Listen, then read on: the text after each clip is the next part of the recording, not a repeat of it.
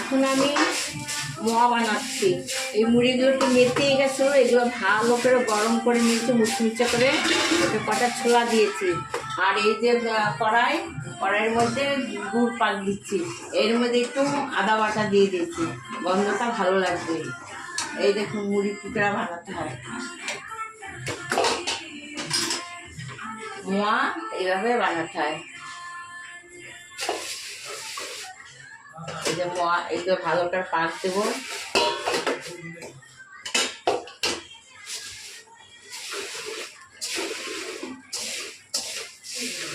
গরম গরম এটা মোয়া বানাতে হবে। দুধটাকে ভালো করে পাক দিতে হবে।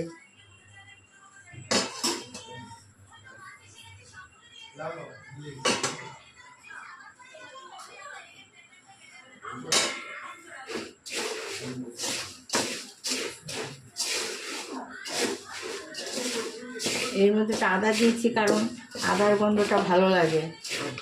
এরকম করে বানিয়ে খেয়ে দেখবেন, খুব ভালো লাগবে।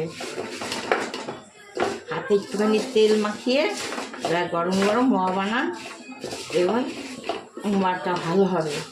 আর দুধটাকে কড়া পাক দিতে হবে। এই যে পাক হয়ে গেছে, এবার আমি মোয়া বানাবো।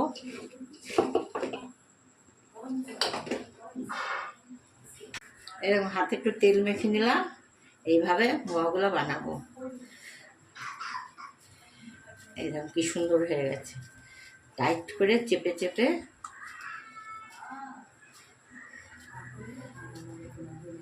এই দেখুন মোয়া হয়ে গেছে। চেপে চেপে চেপে করতে হয়। এই এক এক করে আমি সব বানাবো। এই দেখুন হয়ে গেছে মোয়া, এটা মুড়ির মোয়া। এখন বানাবো খইয়ের মোয়া।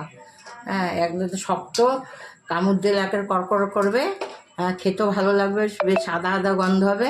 কটা ছোলাও দিয়ে দিচ্ছি, খুব টেস্টি হবে খেতে। এই না পুরো শক্ত হয়ে গেছে, মুচমুচে হয়ে গেছে। আপনারা এইভাবে বানান, বানিয়ে খান, দেখবেন ভালো লাগবে। দোকানের মোয়ার থেকে অনেক ভালো। হ্যাঁ, বাড়িতে আপনারা বানান এইভাবে। ঠিক আছে, এবার খইয়ের মোয়া বানাবো।